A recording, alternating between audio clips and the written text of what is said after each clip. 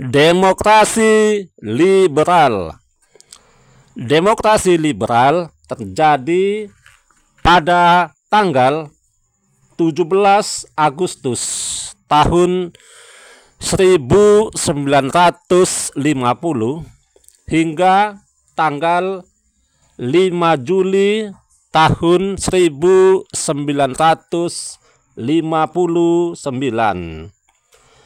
Pada masa demokrasi liberal ini, sistem pemerintahan Indonesia menggunakan pemerintahan presidensial dan parlementer. Pemerintahan presidensial, kepala negaranya dipimpin oleh presiden. Sedangkan kepala pemerintahan dipimpin oleh Perdana Menteri. Sesudah penandatanganan kesepakatan damai dalam konferensi meja bundar KMB di Den Haag, Belanda yang diadakan pada tahun 1949, masih banyak peristiwa yang mengisi lembaran sejarah bangsa Indonesia. Ada peristiwa pemilu yang pertama di Indonesia, yaitu pada tahun 1955. Tercetusnya dekret presiden tanggal 5 Juli 1959. Gantian kabinet yang cepat dan peristiwa politik lainnya. Di samping itu, peristiwa ekonomi ikut mempengaruhi perjalanan sejarah kehidupan bangsa Indonesia pada masa demokrasi liberal.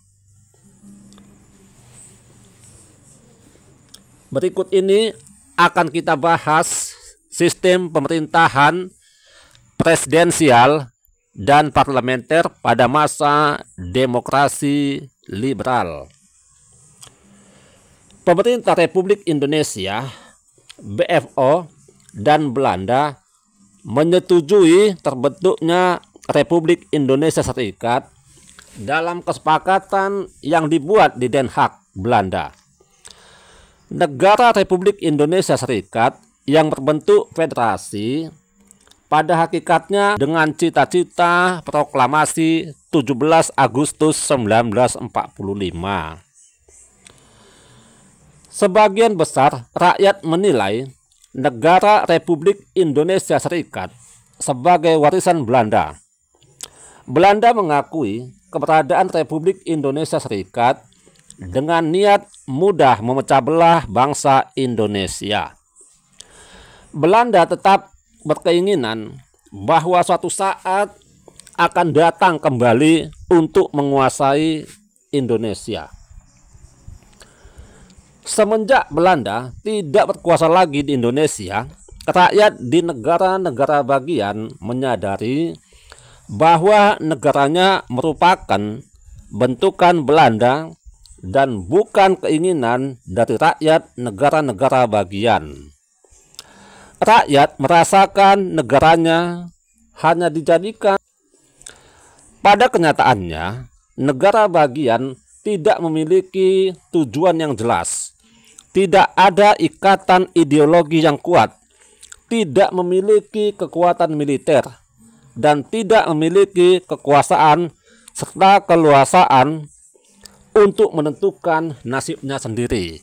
Ya, jadi sebelum Indonesia menggunakan pemerintahan demokrasi liberal, negara Indonesia menggunakan Republik Indonesia Serikat. Ya, jadi negara Republik Indonesia Serikat itu buatan Belanda. Jadi pada waktu itu negara Indonesia dijadikan sebagai negara bagian atau negara federal. Negara federal itu tentu saja tunduk kepada Belanda. Dalam pemerintahan demokrasi liberal, bangsa Indonesia harus menentukan nasibnya sendiri tanpa ada bantuan dari negara lain. bertitik tolak dari kesadaran itu, maka rakyat di negara-negara bagian berusaha untuk kembali ke negara kesatuan. Di berbagai daerah dilancarkan gerakan menuntut pembubaran negara bagian. Pada awal Februari tahun 1950, rakyat Jawa Barat berdemonstrasi menuntut dibubarkannya negara Pasundan di depan parlemen Pasundan. Di Jawa Timur, rakyat berdemonstrasi menuntut pembubaran negara Jawa Timur. Demikian pula di negara-negara bagian dan satuan kenegaraan lain. Mereka menuntut penggabungan dengan negara Republik Indonesia. Menanggapi situasi politik seperti itu, pada tanggal 8 Maret tahun 1950, pemerintah Republik Indonesia Serikat di Jakarta mengeluarkan Undang-Undang Darurat Nomor 11 Tahun 1950 tentang tata cara perubahan susunan kenegaraan Republik Indonesia Serikat. Dengan merujuk kepada undang-undang tersebut, negara-negara bagian mulai berturut-turut menggabungkan diri dengan Republik Indonesia di Yogyakarta. Sampai tanggal 5 April tahun 1950, negara Republik Indonesia Serikat hanya tinggal 3 negara bagian, yaitu Republik Indonesia RI, Negara Sumatera Timur NST, dan Negara Indonesia Timur NIT. Pada tanggal 19 Mei tahun 1950 dilangsungkan perundingan antara pemerintah Republik Indonesia Serikat yang diwakili oleh Dr. Andos Muhammad Hatta dengan mandat Negara Sumatera Timur NST dan Negara Indonesia Timur NIT, dan pemerintah Republik Indonesia yang diwakili Wakil Perdana Menteri Abdul Halim. Kedua pemerintahan mengeluarkan kesepakatan bersama yang tertuang dalam piagam persetujuan. Berikut adalah isi piagam persetujuan itu. 1.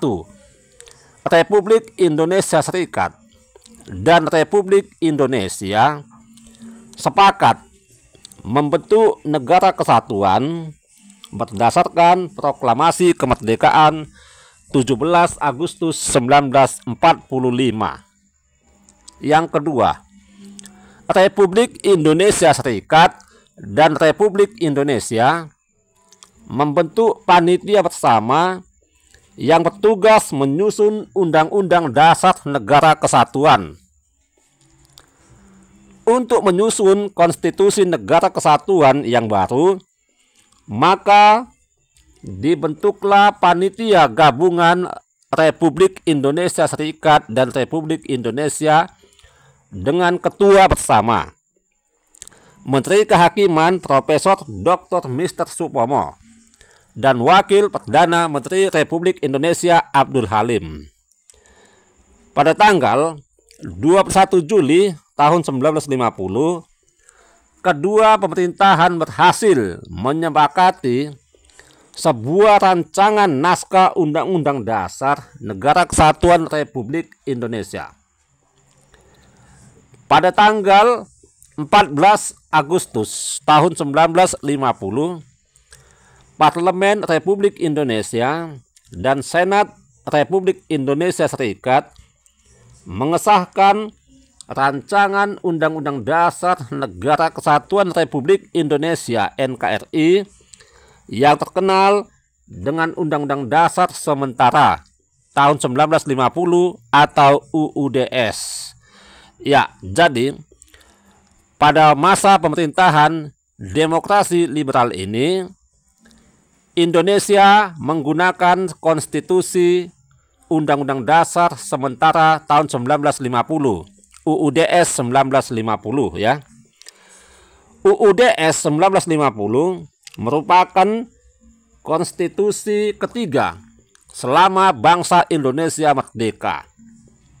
Sehari kemudian, Presiden Republik Indonesia Serikat Insinyur Soekarno membacakan piagam terbentuknya Negara Kesatuan Republik Indonesia (NKRI) yang dinyatakan mulai berlaku sejak tanggal 17 Agustus tahun 1950.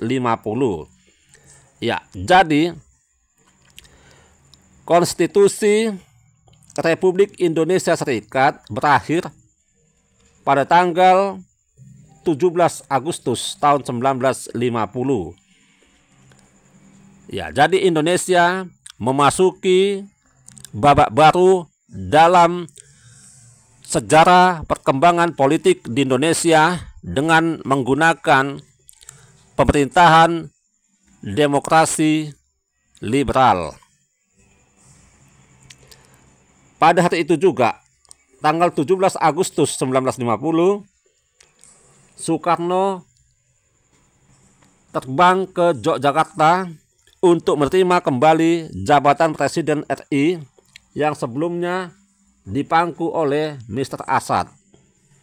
Dengan demikian, sejak tanggal 17 Agustus tahun 1950, negara Republik Indonesia Serikat selesai dan terwujud kembali lagi Indonesia menggunakan Negara Kesatuan Republik Indonesia (NKRI) sesuai dengan cita-cita proklamasi 17 Agustus 1945.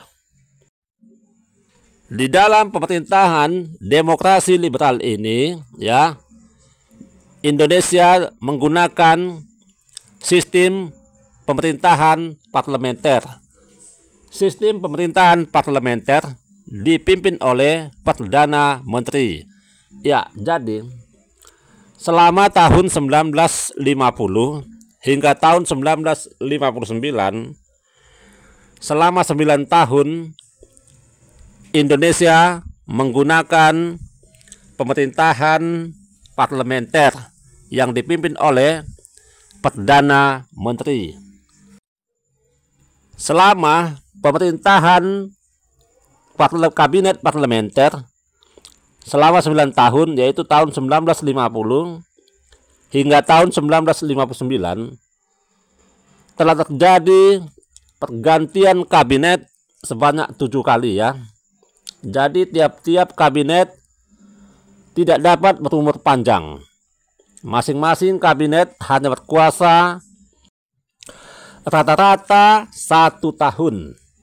Idealnya pergantian 7 kali kabinet akan menghabiskan waktu minimal selama 35 tahun. Terjadinya pergantian kabinet yang terlalu cepat itu berdampak pada hal-hal berikut ya. 1. Setiap kabinet hampir tidak sempat menjalankan program yang direncanakannya. Yang kedua, kepercayaan rakyat terhadap pemerintah yang berkuasa semakin pudar. Yang ketiga, kondisi negara menjadi tidak stabil karena pergolakan sosial politik di berbagai daerah belum sempat tertangani sepenuhnya. Adapun kabinet-kabinet yang pernah berkuasa di Indonesia pada masa demokrasi liberal tahun 1950 hingga 1959 adalah sebagai berikut.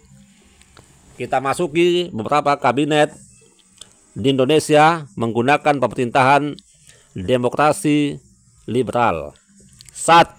Kabinet Natsir. Kabinet Natsir ini mulai menjabat tanggal 6 Oktober tahun 1950 sampai tanggal 21 Maret tahun 1951.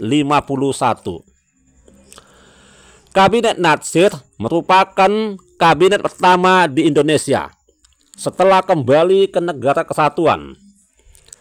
Kabinet koalisi yang dipimpin Partai Masyumi ini dilantik Presiden Republik Indonesia pada tanggal 6 Oktober tahun 1950 dengan Muhammad Natsir sebagai Perdana Menterinya. Kabinet ini memiliki formasi yang kuat karena didukung para tokoh yang mempunyai keahlian dan reputasi di bidangnya. Tokoh-tokoh itu yakni Sultan Hamengkubuwono IX, Mr. Asad, Insinyur Juanda, dan Sumitro Joyo Hadikusumo. Adapun program Kabinet Natsir antara lain yaitu 1. Menggiatkan usaha keamanan dan ketentraman. Yang kedua, mencapai konsolidasi dan menyempurnakan susunan pemerintahan. Yang ketiga, menyempurnakan organisasi angkatan perang. Yang keempat, mengembangkan dan memperkuat kekuatan ekonomi rakyat. Yang kelima, memperjuangkan penyelesaian masalah Irian Barat atau Irian Jaya. Berkenaan dengan masalah Irian Barat, Kabinet Natsir merintis perundingan bilateral dengan pihak Belanda. Namun, perundingan menemui jalan buntu sehingga dimanfaatkan partai oposisi PNI dengan mengajukan mosi atau pernyataan tidak percaya terhadap Kabinet Natsir. Kemudian kita masuk Kabinet Sukitman ya. Kabinet Sukiman dan Suwiryo. Ya, jadi pada waktu itu kabinet parlementer ini dipimpin oleh 2 orang Perdana Menteri. Kabinet Sukiman dan Suwiryo ini berkuasa tanggal 27 April tahun 1951 hingga tanggal 23 Februari tahun 1952. Pada tanggal 27 April tahun 1951 dibentuklah kabinet baru yang merupakan koalisi partai besar saat itu, yaitu Partai Nasional Indonesia atau PNI dan Masyumi. Kabinet ini dipimpin oleh Dr. Sukitman, Wiryo Sanjoyo, Partai Masyumi, dan Suwiryo dari Partai Nasional Indonesia PNI. Program-program terpenting dari Kabinet Sukiman Suwiryo ini yaitu menjalankan tindakan-tindakan tegas sebagai negara hukum guna menjamin keamanan dan ketentraman. Kemudian yang kedua, mengusahakan kemakmuran rakyat secepat-cepatnya. Yang ketiga, mempercepat persiapan pemilihan umum. Yang ketiga, menjalankan politik luar negeri bebas dan aktif, dan secepatnya memasukkan Irian Barat ke dalam wilayah Republik Indonesia. Kabinet Sukitman dan Suwiryo ini tidak berusia lama karena mendapat tantangan dari partai koalisinya sendiri. Sejak tanggal 23 Februari tahun 1952, kabinet ini demisioner, yang artinya harus mengembalikan mandat kepada presiden meskipun masih melaksanakan tugas sehari-hari sampai menunggu dilantiknya kabinet baru. Adapun penyebab jatuhnya kabinet ini adalah gara-gara ditandatanganinya persetujuan bantuan ekonomi, teknik, dan persenjataan dari Amerika Serikat atas dasar Mutual Security Act atau MSA.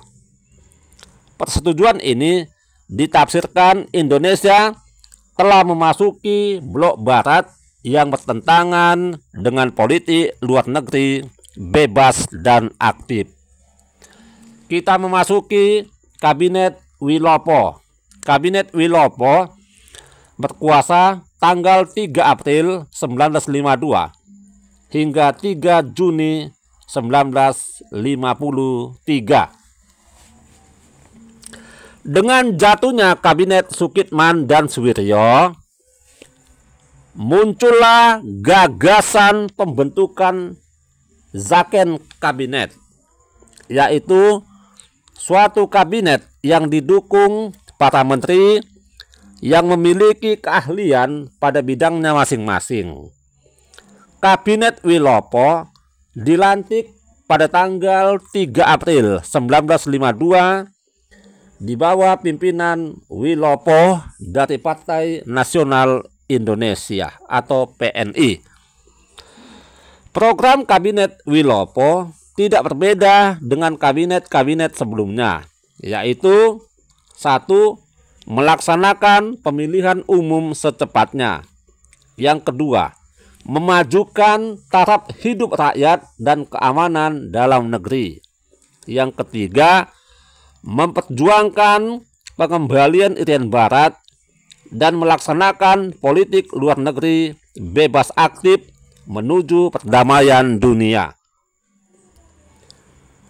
Semasa Kabinet Wilopo berkuasa, timbul gejala-gejala separatisme yang mengganggu stabilitas politik di Indonesia.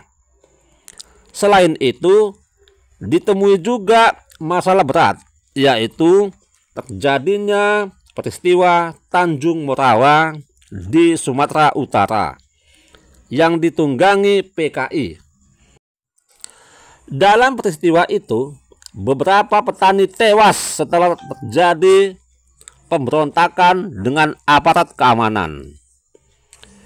Pers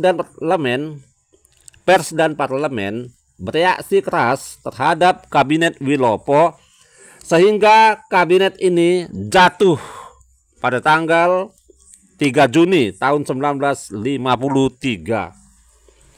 Selanjutnya kita masuki kabinet parlementer yang keempat, yaitu Kabinet Ali Sastro-Amidjoyo I.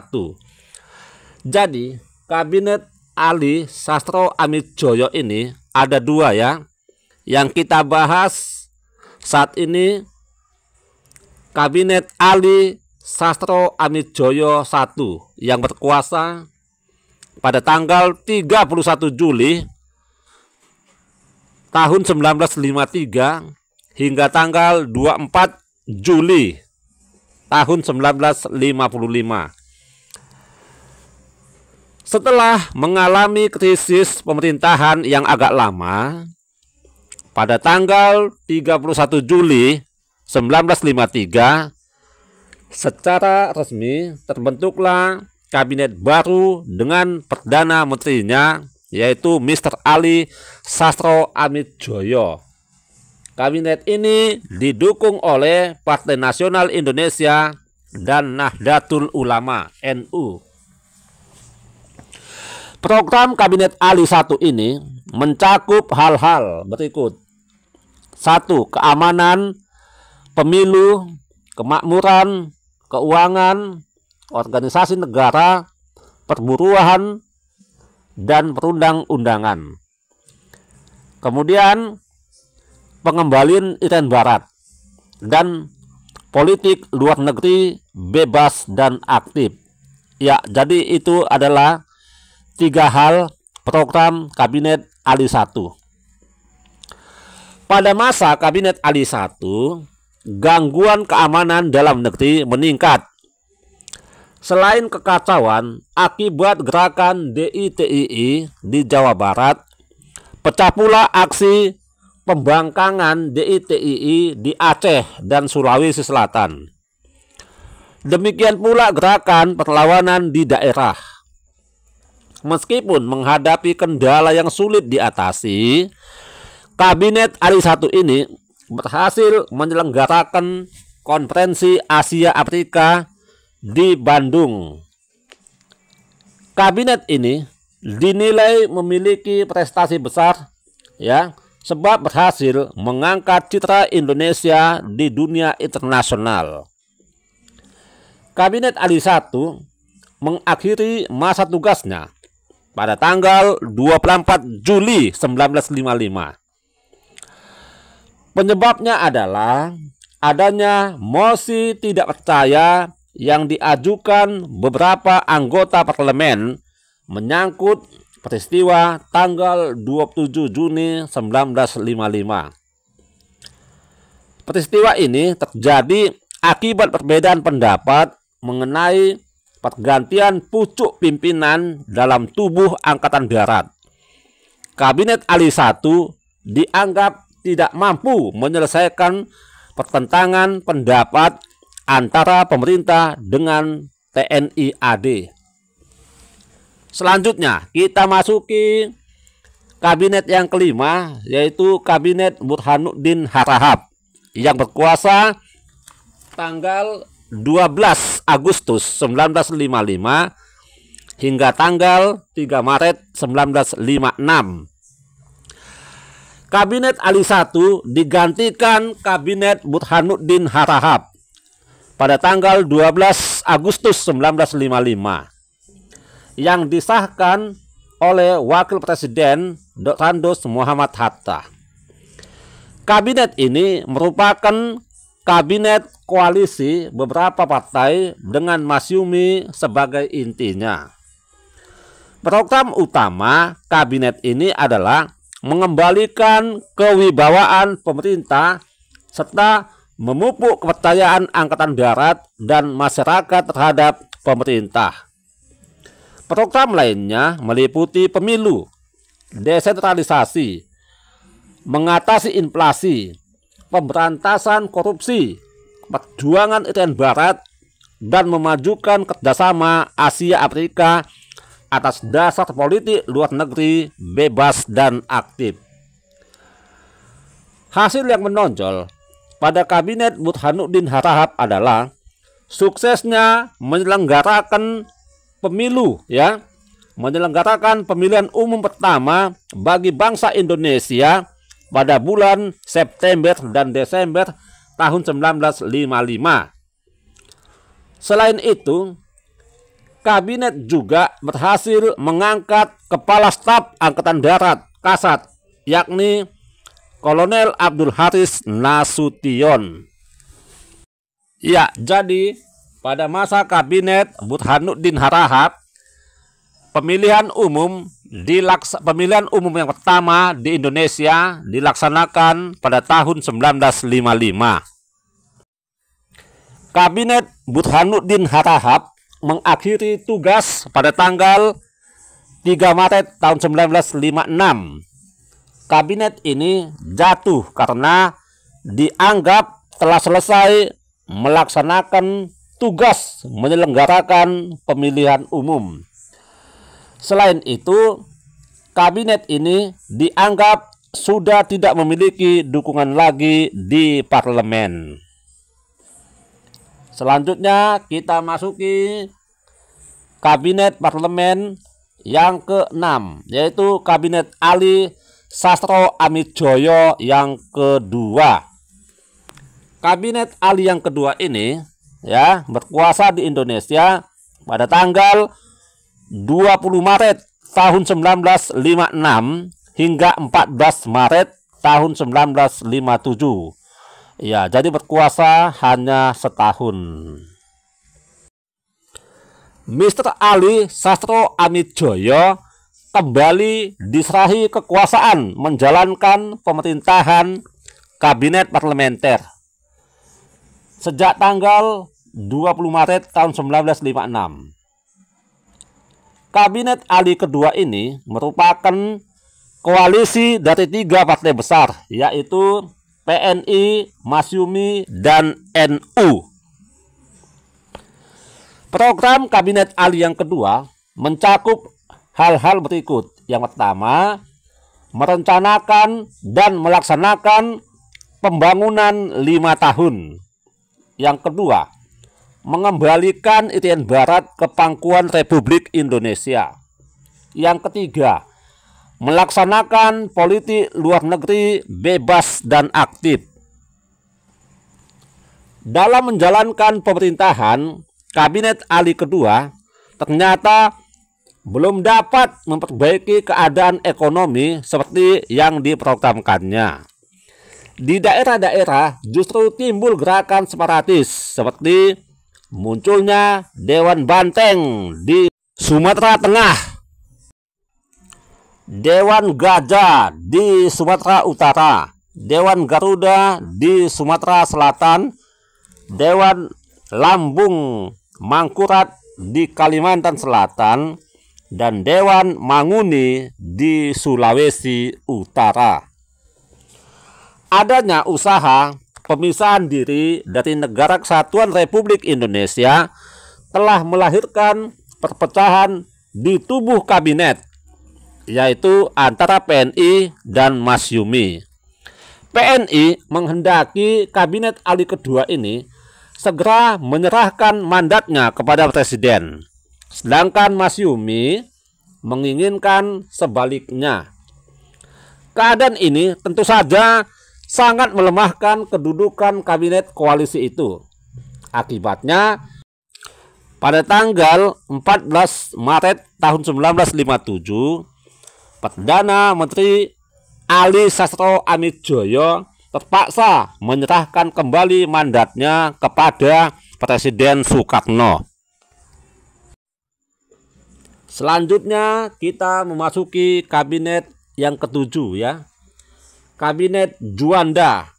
Kabinet Juanda berkuasa di Indonesia pada tanggal 9 April 1957 hingga tanggal 10 Juli 1959.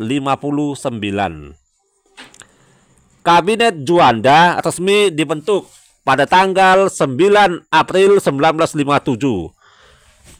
Kabinet ini harus menghadapi berbagai persoalan negara yang berat, ya, di antaranya pergolakan di berbagai daerah, melanjutkan perjuangan pengembalian Irian Barat, dan keadaan ekonomi yang buruk. Untuk mengatasi masalah-masalah, Kabinet Juanda atau Kabinet Karya menyusun program kerja yang disebut Pancakarya, yang isinya adalah: 1. Membentuk Dewan Nasional. Yang kedua, normalisasi keadaan Republik. Yang ketiga, melancarkan pelaksanaan pembatalan KMB.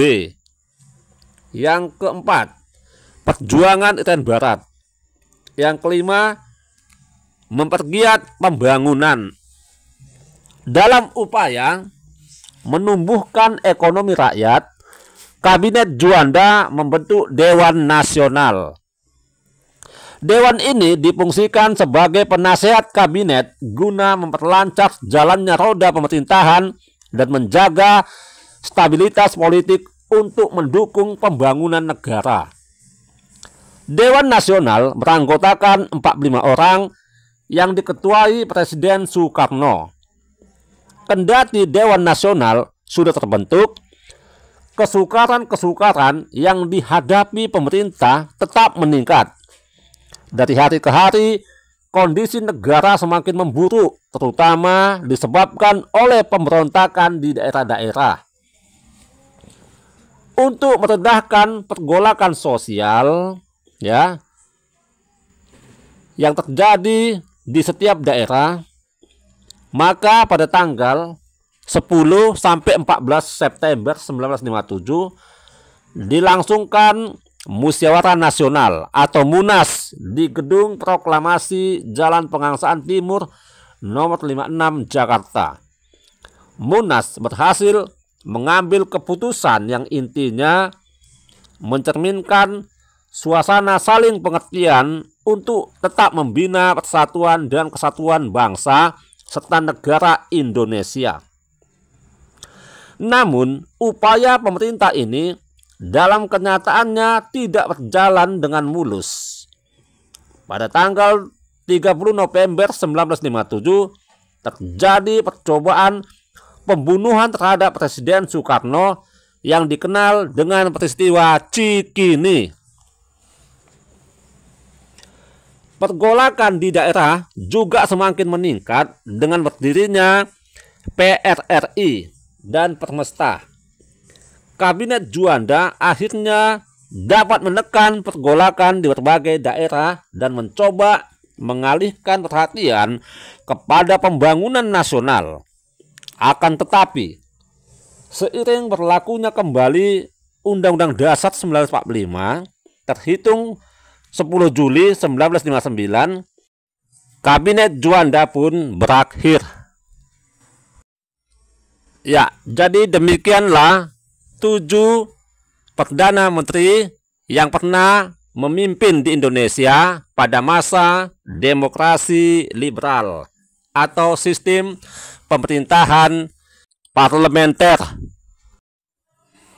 Sejak kembali ke Negara Kesatuan Republik Indonesia, sebagian partai-partai politik yang ada tidak bekerja sama sebagai penyalur aspirasi rakyat. Mereka hanya memperjuangkan kepentingan golongan atau pribadi antara pemimpin. Rakyat Indonesia menjadi frustasi melihat kepincangan politik semacam itu, sehingga rakyat menuntut segera diadakan pemilihan umum. Persiapan menuju pemilu dirintis Kabinet Ali I dan pelaksanaannya dilakukan semasa Kabinet Burhanuddin Harahap. Pemilu pertama berlangsung dalam 2 tahap, yaitu tanggal 21 September 1955 ditujukan untuk memilih anggota Dewan Perwakilan Rakyat.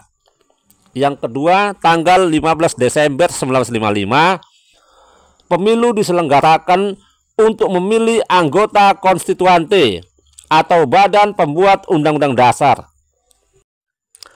Pada pemilu tahap pertama, sebanyak 37.875.299 pemilih memberikan suaranya dengan tertib dan disiplin. Pengamat luar negeri menilai pelaksanaan pemilu pertama di Indonesia berlangsung dengan tertib dan sukses. Partisipasi dan antusias rakyat demikian besar. Hal ini menunjukkan kesadaran politik yang tinggi di kalangan rakyat. Dari sekitar 28 kontestan, pemilu pertama Indonesia telah memunculkan 4 partai terkemuka, yaitu Masyumi, PNI, NU, dan PKI. Perolehan kursi DPR antara lain Masyumi 60, PNI 58, NU 47, dan PKI 32. Sementara itu, perolehan kursi konstituante antara lain PNI 119, Masyumi 112, NU 91, dan PKI 80. Ya, itulah hasil pemungutan suara di pemilu pertama tahun 1955. Ya, jadi pada masa demokrasi liberal ini ya diselenggarakan pemilu pertama di Indonesia pada tahun 1955. Pemilu pertama Republik Indonesia ya, tahap pertama diadakan pada bulan 9, sedangkan pemilu tahap yang kedua dilaksanakan pada bulan 12 ya, bulan Desember tahun 1955. Pemilu itu telah berhasil menetapkan anggota-anggota yang duduk dalam konstituante. lembaga konstituante yang baru terbentuk itu berusaha keras menjalankan tugas dengan sebaik mungkin. Akan tetapi, perbedaan pandangan antar fraksi dalam lembaga itu telah memunculkan kemelut dan kebuntuan sehingga lahirlah dekret presiden. Anggota konstituante dipilih oleh rakyat dengan tugas merancang Undang-Undang Dasar baru sebagai pengganti Undang-Undang Dasar sementara 1950. Anggota konstituante mulai bersidang pada tanggal 10 November 1956. Ternyata sampai tahun 1958 konstituante belum berhasil merumuskan Undang-Undang Dasar yang diharapkan oleh bangsa Indonesia. Hal ini disebabkan sering timbulnya perdebatan sengit yang berlarut-larut. Masing-masing anggota konstituante terlalu mementingkan partainya. Sementara itu, pendapat-pendapat di kalangan masyarakat untuk kembali kepada Undang-Undang Dasar 1945 semakin kuat. Pawai, rapat umum, demonstrasi, dan petisi dilancarkan di mana-mana yang menuntut agar diberlakukan kembali Undang-Undang Dasar 1945. Dalam menanggapi hal itu, Presiden Soekarno lantas menyampaikan amanat di depan sidang konstituante pada tanggal 25 April 1959 yang isinya menganjurkan untuk kembali ke Undang-Undang Dasar 1945. Amanat presiden ini diperdebatkan dan akhirnya diputuskan untuk melakukan pemungutan suara. Pada tanggal 30 Mei 1959, konstituante melaksanakan pemungutan suara. Hasilnya 269 suara menyetujui Undang-Undang Dasar 1945 dan 199 suara tidak menyetujui, ya. Meskipun suara yang menyetujui lebih banyak daripada yang tidak setuju, tetapi nyatanya jumlah suara tidak memenuhi quorum, ya, atau 2/3 jumlah minimum anggota yang hadir. Akibatnya pemungutan suara harus diulang. Pemungutan suara kembali diadakan pada 1 dan 2 Juni, ya, pada tanggal 1 dan 2 Juni tahun 1959. Dari 2 kali pemungutan suara, konstituante kembali gagal mencapai 2/3 suara yang dibutuhkan. Untuk meredam kemacetan, konstituante memutuskan reses, ya, atau istirahat dari kegiatan sidang, yang ternyata untuk selama-lamanya tidak dilaksanakan lagi pemungutan suara. Kegagalan konstituante menetapkan Undang-Undang Dasar baru tentu saja sangat membahayakan kelangsungan negara Indonesia. Pemberontakan di daerah terus bergejolak dan gangguan-gangguan keamanan pun semakin gawat. Timbulnya ketidakstabilan negara itu disebabkan negara tidak memiliki pedoman konstitusi yang jelas. Untuk mencegah ekses-ekses yang membahayakan negara, maka pada tanggal 3 Juni tahun 1959, penguasa perang pusat Letnan Jenderal Abdul Haris Nasution atas nama pemerintah mengeluarkan peraturan yang melarang kegiatan-kegiatan politik. Setelah konstituante gagal menetapkan Undang-Undang Dasar 1945 menjadi Konstitusi Republik Indonesia, Presiden Soekarno mengeluarkan dekret yang diumumkan dalam upacara resmi di Istana Merdeka, Jakarta pada tanggal 5 Juli tahun 1959 pukul 17 atau jam 5 sore. Adapun isi dari dekret Presiden tanggal 5 Juli tahun 1959 yaitu: 1. Menetapkan pembubaran konstituante. Yang kedua, memperlakukan kembali Undang-Undang Dasar 1945 dan tidak berlakunya Undang-Undang Dasar sementara 1950 atau UUDS 1950. Yang ketiga, pembentukan MPRS dan DPAS dalam waktu yang sesingkat-singkatnya. Dekret Presiden tanggal 5 Juli tahun 1959 mendapat dukungan dari masyarakat seluruh Indonesia. Kasat, Kepala Staf TNI Angkatan Darat, memerintahkan kepada segenap anggota TNI untuk melaksanakan dan mengamankan dekret Presiden itu. Mahkamah Agung membenarkan dekret itu. Dewan Perwakilan Rakyat dalam sidangnya pada tanggal 22 Juli 1959 secara aklamasi menyatakan kesediaannya untuk terus bekerja dengan berpedoman kepada Undang-Undang Dasar 1945. Ya, demikianlah ya kehidupan politik Indonesia pada masa demokrasi liberal yang terjadi pada tanggal 17 Agustus 1950 hingga tanggal 5 Juli tahun 1959. Jadi pada masa itu, pada masa pemerintahan demokrasi liberal, ya, kehidupan politik Indonesia tidak stabil karena banyaknya gangguan keamanan.